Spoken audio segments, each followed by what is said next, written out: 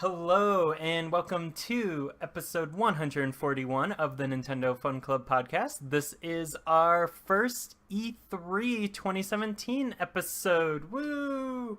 Oh my god, E3. Yeah, oh my god. It is E3. I'm Ryan. Joining me is Lindsay. Hi. And usually, we don't really have Nintendo Fun Club podcast E3 episodes until after the Nintendo show, because usually at E3, everyone before Nintendo pretends that Nintendo does not exist. This year's a little different, though. Yep. We have actually seen quite, not a ton, but we've seen a few Nintendo news bits so far. And we've actually heard the word Nintendo mentioned in press conferences that aren't Nintendo's. In almost every big one so far. Yeah. So EA, Bethesda, and Microsoft. Yeah, that's the weirdest one. Will get... The Microsoft one? Yeah, and Ubisoft... That was a shocker. Ubisoft hasn't even had theirs yet, so there's possible of... Rideable camels? Well, I don't think that's happening on Switch, but those rideable camels leaked. But yeah, so yeah, we'll get into all that stuff in a moment here. But first, just want to encourage you, if you want to support us and the stuff we do, go to our TeePublic store. There'll be a link on the blog, a link, in this post. Follow that link, go to the TeePublic store, buy a shirt, and support us. There's a brand new shirt that we added today. Yeah, we added one today. They're shirts from really cool creators, so you're supporting cool creators, you're also supporting us, and they're all themed around Nintendo at E3 right now. Like, right now it's kind of E3 wishes, and then... Except for me. Like, I'm better than John right now because, like, most of mine got announced. So. You are getting your wishes, for sure. I think there's, like, one left. Yeah, but as, as that kind of evolves, we'll add more shirts or take some shirts out. Depending, but it's all kind of themed around E3 right now, so it's fun stuff. At least, I mean, even if you don't go buy one, at least go check out the shirts, because I think they're pretty fun in there. So the other thing is, if you want a place to hang out on the internet during E3 with some good Nintendo talk and stuff, head to the Nintendo World Report Discord channel. I'm in and out of there like every day. There's a lot of just good, mostly positive talk in there. It's definitely probably more positive than your Twitter timeline right now as far as E3 talk goes. So good people in there, fun conversations. Yeah, I'll have a link to the NWR post about that in the show notes for this, so head on over there and come hang out. It's a fun time, and it kind of goes like 24 hours, so because of people in different time zones and stuff, so it's pretty fun. All right, so let's go ahead and actually get into some of the news we've seen so far, and I guess it kind of started with EA, weirdly enough. Yeah. They mentioned and showed FIFA on Switch. We got some details about that. I guess like kind of the key bullet points for that are, it's not the Frostbite engine. It's not the same engine that's like powering Battlefront 2 and Battlefield 1 and Frostbite. on Mass Effect Andromeda. Okay, yeah. That's like, that's where you know like, it. Yeah. I see it in my head. So it's not like the next gen engine, but from what I heard, and this is coming from JP Corbin, who's like he's over at Nintendo World Report. He's a super hardcore soccer fan, FIFA player. He said that there were actually some issues with Frostbite? with that engine in FIFA, so he's actually kind of excited that they're kind of rolling back to the old engine. Well, I think this is exciting anyway because portable. Yeah, and I mean, and that's because this is a powerful portable machine. Yeah. Like, look at Breath of the Wild, and if you can get a FIFA, an open world FIFA. An open world FIFA. That does sound good. I don't know. Like, we went to the park to play our Switches with Puyo Puyo Tetris. Mm-hmm. And I would love to go to the park and play dual Joy-Con FIFA. Oh, totally. Like, totally. Or to the pool. Yeah. They did say, it's obviously it's not going to look as good as the game on PS4 or It's Xbox still going to One. look better than anything on a 3DS. Oh yeah. So but they are going to it is going to be 60 frames per second. That's super cool. It will not have the story mode, the journey, that the console versions have, because that was all like rendered in Frostbite, and I think that's. But it still has career mode, right? It has career mode. It has online local seasons, FIFA Ultimate Team, which is the Magic game? the Gathering Of soccer. Yeah, which I think will be really cool for a portable FIFA game. You can play it in tabletop mode with just take off the Joy-Con.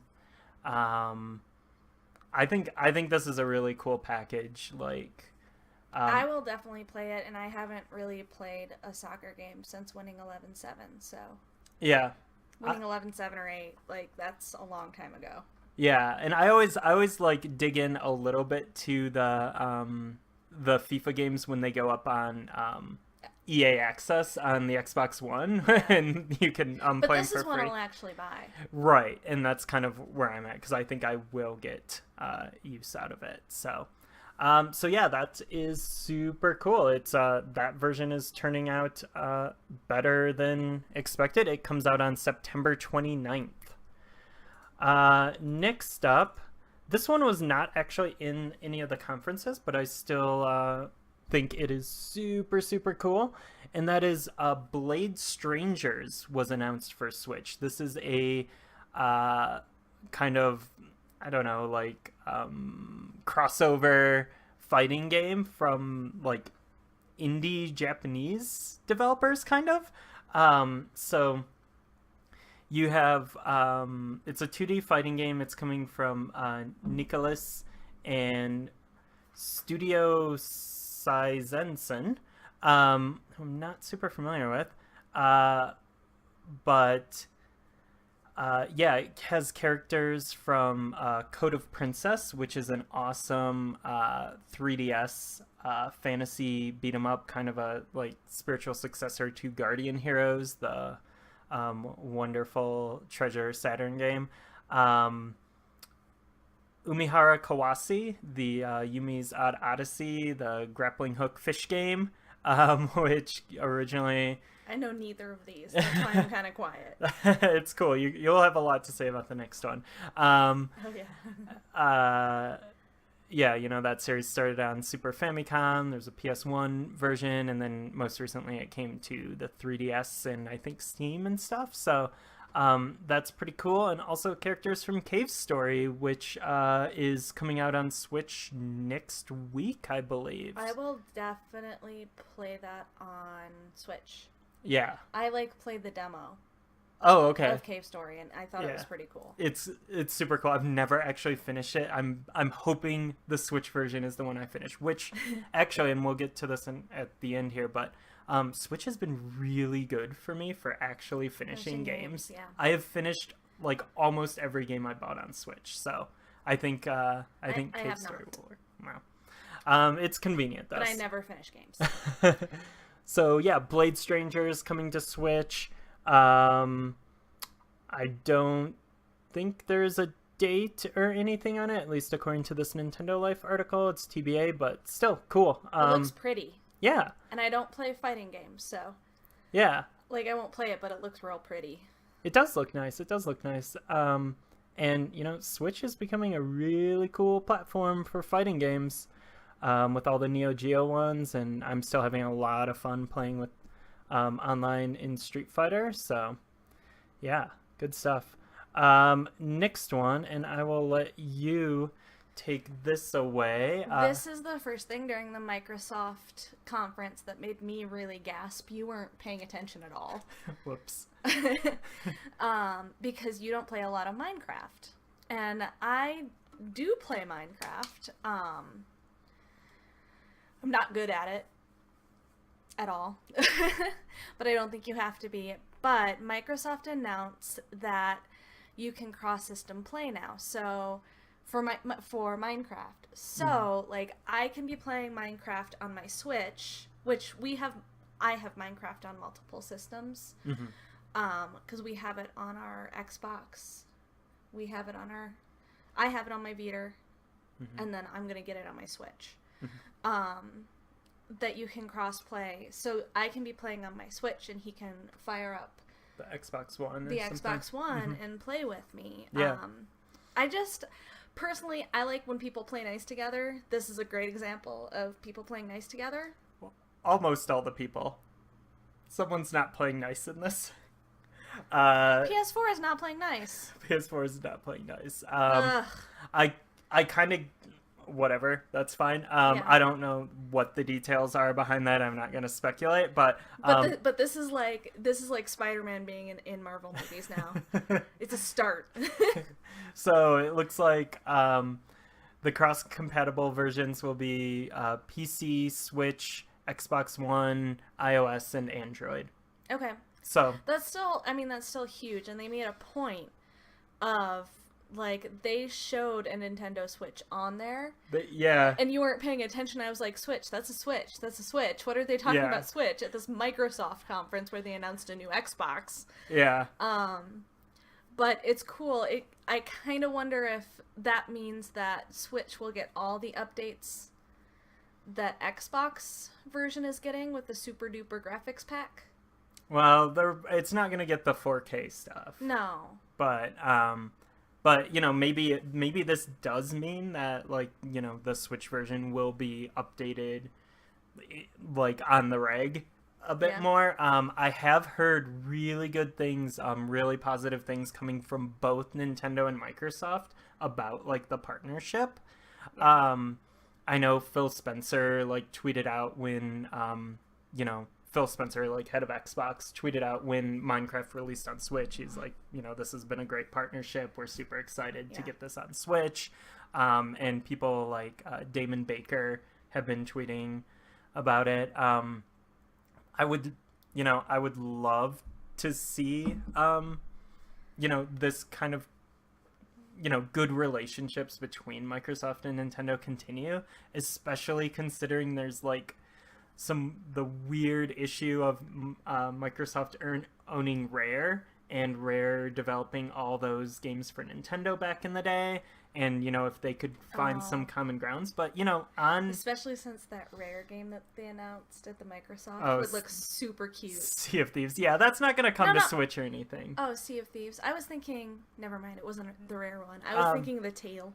Oh, Lucky's Tale. Lucky's Tale. That game looks cute, but no, like I just think that could get some of that stuff out of limbo, like Diddy Kong Racing and some of those types of franchises, if you know, provided there's a good relationship continuing between Microsoft and Nintendo. So. I think starting with Minecraft is a good way to do it.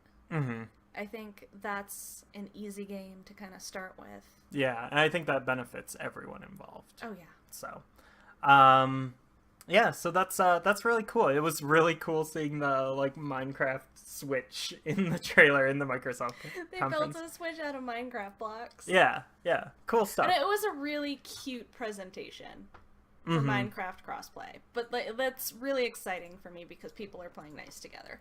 Yeah, I like that as well. Okay, we have a visitor. Hey. Oh, she ran away. Whoops. So yeah, speaking of, I guess, playing nice, and Skyrim Switch was shown during the Bethesda conference. I was not totally sure if this was going to show up, but it did. Bethesda conference is usually one of my favorites of all of them. Mm-hmm.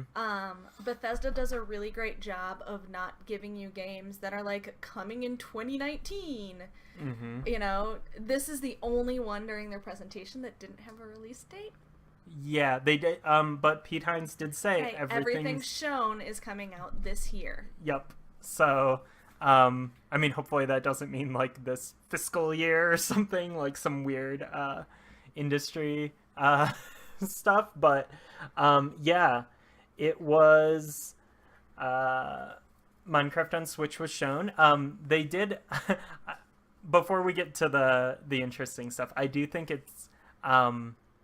I think they did a smart thing by showing it on the tablet, and not like On a TV. not blowing it up, because I think I have You think we're gonna lose some resolution? I think so. Like, this is not going to, like, we have the game on PS4 and we have a PS4 Pro, and the game like looks really good. Can I say something else about that? Because this ties into something else we were talking about today, or this week, about the Skyrim announcement or no announcement, is that, like, they really have to sell what's different about it.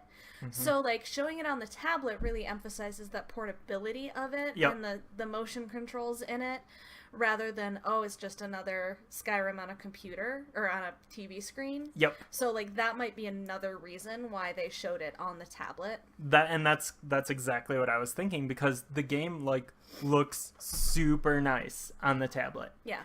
It probably doesn't look that great compared to like the Xbox PS4. One and PC and PS4 versions when it's blown up on a TV in dock mode. Like, it doesn't. Like, the Switch is not as powerful as those other systems, and that's just the fact of it. But just about everything looks great on the Switch screen. She was chewing cords again. I have not played a game on Switch like in portable mode where I'm like, this looks bad, or like this looks ancient or something. Like, everything looks good on that screen. Yeah. So I think it was really smart. Like you were saying, show what's different, show what's good about this version. Like, because people are cynical, well, in general, but about something like this. This game originally came out in 2011. Like, there are like super powerful updated versions. The game's like ridiculous on PC. Yeah, people are kind of cynical about buying this again, but I think they did a really good job showing why this version is cool and why people like us who have bought the game on three different platforms, systems. Yeah. like why it got us excited. Yeah. So I'm not terribly excited about the motion controls. I think it's an interesting... I think with how sensitive the Joy-Con are, it makes sense. Like, I know not everyone's in love with these Joy-Con motion controls, but like it's such a good improvement from the Wiimote that I'm still really impressed with them. Yeah. I'm not sure how much I'll use the motion controls, but like being able to take our Switches up into the mountains and play Skyrim in Skyrim. Yep. Like, that's definitely something we're gonna do. Yeah, for sure. Yeah, I think like I'll try the motion controls. Like, it looked kind of fun when sorry, we have a kitten who is really playing hard right now on the floor, and the Khajiit is also excited. Oh yes. Yep, there she goes. She's a fierce warrior. She wants to be biased, but she also wants to play, and she doesn't really understand why we can't play with her. Right. She doesn't understand that podcasting life. But what was I saying? The motion controls. So I thought it was kind of cool when like the sword and shield stuff, where you're like holding up the shield Joy-Con as a shield and then swinging the sword. Yeah. The bow and arrow looked really interesting too. That looked interesting, and I don't think that will probably work very well. I don't know if any of it will work well, but I'm gonna try it, and you know what? cool for putting the effort in. Yeah. And like, because for someone, like, I don't know, maybe like a kid playing Skyrim for the first time or something, they could be like, oh, this is awesome. Yeah. You know, there are, you know, people, like, we've heard all these stories about, you know, the Switch being really great for people with, like, chronic medical stuff. Like, Yep.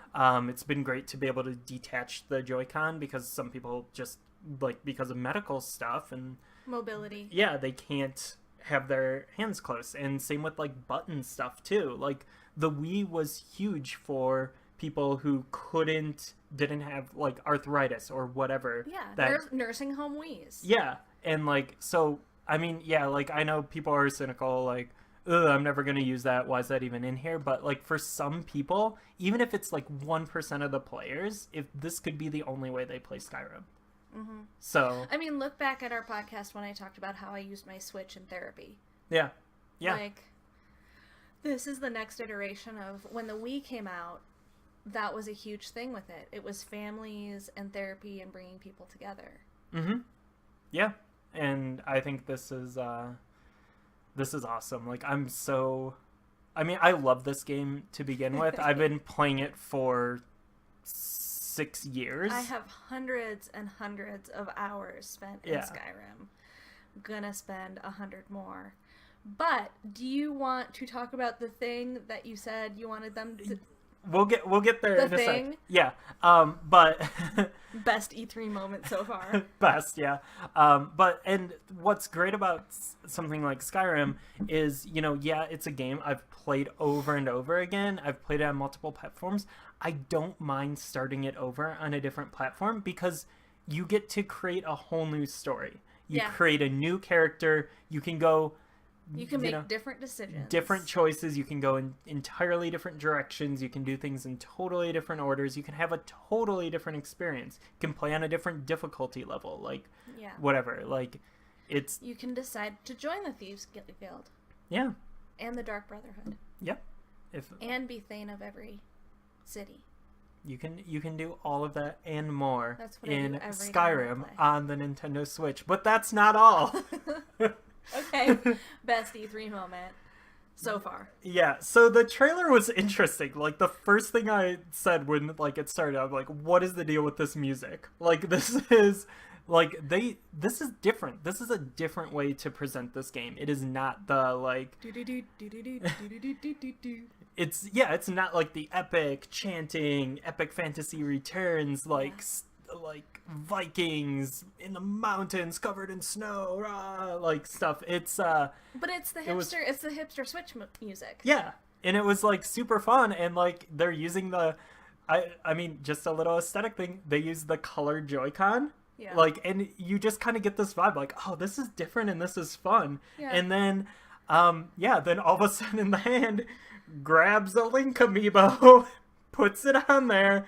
Okay, this is why this is, like, not only is this a really cool announcement, but this guy, when this was announced, goes, they did the thing I told them to do. They did the thing. Yeah, I was pretty stoked. And like, stands up from the couch. Yeah, that was the second time I stood up during an E3 conference so far. Yeah. The first was original Xbox backwards compatibility on Xbox One. I Snapchatted that one. Oh, did you? I didn't know that. All right, so yeah, I was... It's okay, I have 3 friends. Sweet. So yeah, Link amiibo, treasure chest pops up, makes the sound, it does the sound, it does the thing. You got Master Sword, you got the Hylian Shield, you've got the Breath of the Wild tunic, you've got a dude with a really weird face, a really weird Skyrim face, running around in this stuff. It's beautiful. Big muscles. Yeah. So basically, like, the opposite of Link. Yeah, you have, like, Dolph Lundgren, like, in the tunic. They're Vikings. They're Nords. Sure. I'm wondering, like, yeah, that looked really goofy, but, like, is it just gonna be the Nords who can use this, or can you put a Khajiit in this? Yeah, like, can you have female Link? Like, what are the? Can you have expand this amiibo capability, please, so we can have a Sheik? Oh man, that would be awesome. Yeah, and like you can Or a Zelda. what the are the elves in they're just high elves, right? They don't have No, you or can highborn. What is the name of Dark the elves? No. like the ones that look like Link in the game, which is weird. They showed him like they showed a Nord in the stuff and not like one of the elf characters. But I mean, the elf characters are really funny looking though. not if you do it right. Not if you spend an hour creating your character. Yeah. So Skyrim. right. Yeah. Like we should say that about Skyrim. Like people are always showing like really ugly characters and stuff. If you take the time, you can make something amazing in it. You can make really good looking characters in there because it's really really detailed. A lot of choices. A lot of customization. Especially options. like you have like 5 or 6 races, even because there's Nord, Breton, Khajiit, Lizard. I forgot what they're really called. Yeah. But there's another one, another human. Argonian. Argonian, those are the lizards. Yeah. Elf. Orc. High elf, dark elf, yeah. Orc. Yeah. And there's one other human race. There's 3 human races. Red guards. Yeah. Redguard, Breton, Nord. Yeah. And and we're probably leaving some stuff off. Like it's ridiculous. Also, I want to go make a new character now. I am saving myself. Like ever since this was first shown, I was like, okay, I'm gonna take a break on Skyrim on PS4. Even though that is a really great port, I'm gonna take a break on that and just hold out for this Switch version. And now, like, I'm even more excited for it. I wonder if they're gonna add Epona. Well, they had him riding a horse, but you can already ride horses in Skyrim, right? And it looked like just a Skyrim horse. So I we'll have see. the best horse in Skyrim right now. So nice. It will include all of the DLC. So that's really great news. We don't have a release date or anything for it, just this year. So I'm super excited. Yeah, I know this is a Nintendo thing, but props to Bethesda. Like, everything they showed was September through November. Yeah. Like, everything. Yep. AAA titles, September through November this year. Yeah. This is, we talked about this before, because this is what they did with Fallout 4, too. Yep. And that's so everyone needs to do this. Yep. I agree. Yeah, so great stuff there. Very excited for this. And that kind of wraps up the news so far. I do just want to bring up one game that I've been playing on Switch, because it kind of, I feel like maybe could get lost in the E3 excitement and stuff. Shantae Half Genie Hero came out on Switch on Thursday. This is a game that came out on other platforms, I think last year, from Way Forward, but it just came out on Switch on Thursday, and I had not played it before, but it is so good. I finished it in 2 days. Took me my final clock time was like 6 hours. I got like 65% of items. There's still a lot to do in there. There's a lot of different modes, a lot of stuff to unlock that I can still dig back in, but it was $20.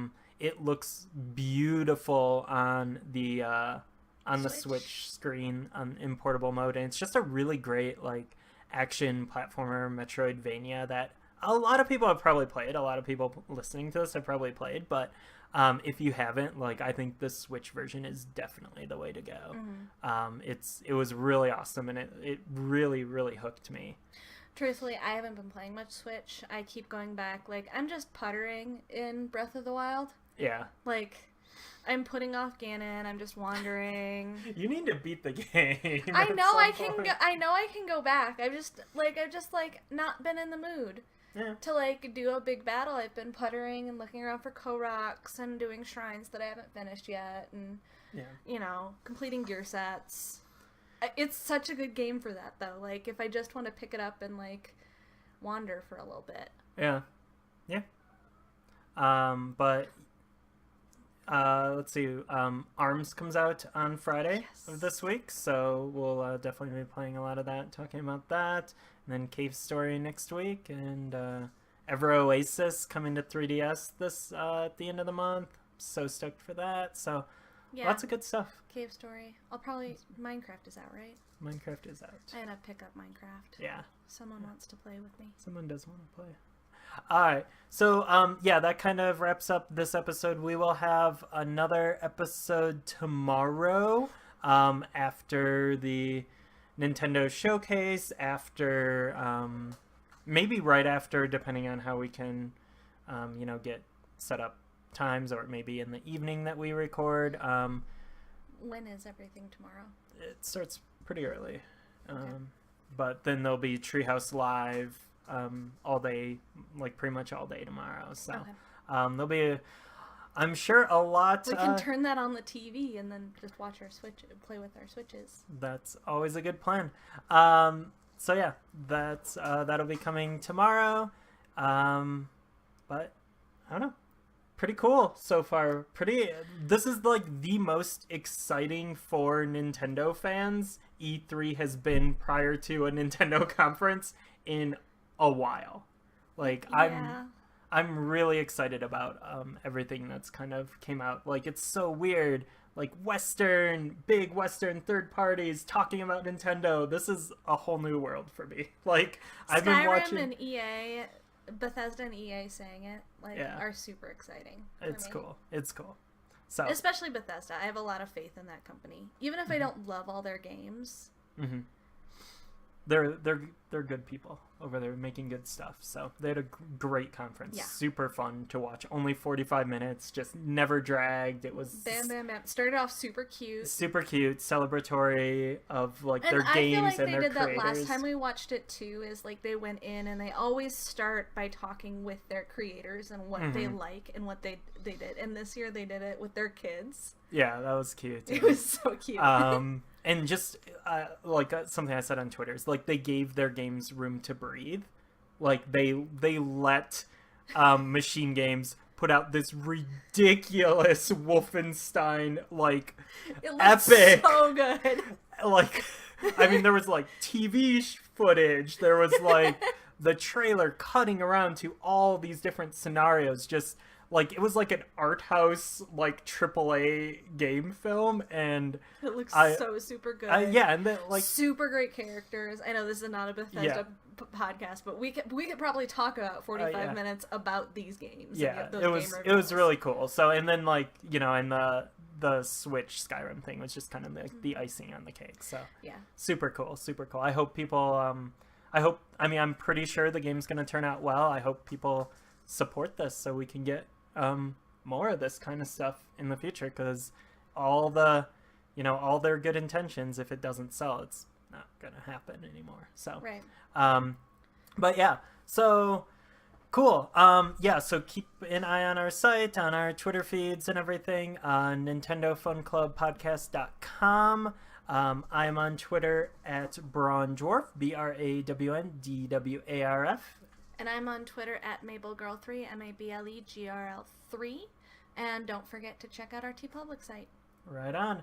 So, thanks again for tuning in, and we will catch you next time. Have a great E3. Goodbye. Bye.